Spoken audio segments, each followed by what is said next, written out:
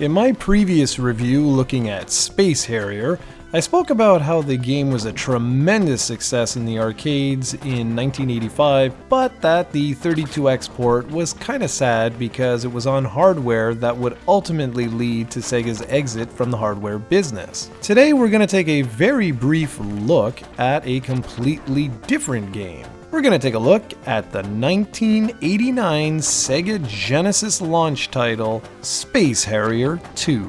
Yep, that's right, ladies and gentlemen. Space Harrier II was actually a Genesis or Mega Drive launch title. Altered Beast gets most of the attention, but that's because it was the pack-in game with the system.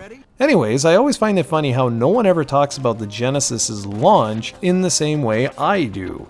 You see, I was a really big fan of the Master System back in the day, and that launched in 1986, so when the Genesis came out, my poor little Master System was only 3 years old, and it sort of saddened me that it got replaced so bloody soon. But once I saw games like Altered Beast and Space Harrier II, I quickly forgave Sega and enjoyed these killer arcade classics. Interestingly enough though, Space Harrier II was not an arcade game originally. It was actually created from the ground up for the Genesis or Mega Drive, depending on what you call the lovely little black wonder. It was designed by Yu Suzuki, just like the original, but featured a few different elements that separate it from the original. For starters, you could select which one of the 12 stages you wanted to start at, and the only way you could actually finish the game was to polish off all 12 levels. You also had the ability to add rapid fire if you wanted in the options menu.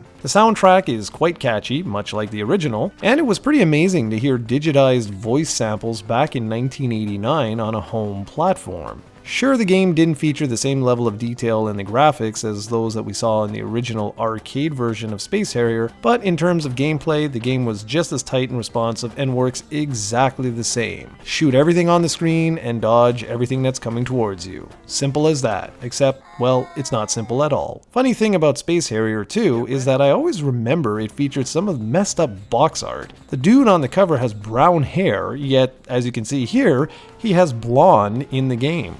I always wondered what the hell was up with that.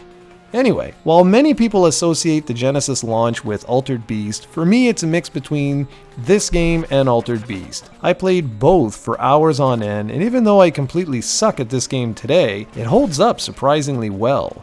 Yeah, the sprites don't scale, but in the end, I don't care. It remains a very fun game to play, and even though it was a launch title, it can actually be yours for only around $10 or $15. That's pretty awesome. It's arcade action at its finest, so if you like what you're seeing here, by all means, go check out Space Harrier II on the SEGA Genesis.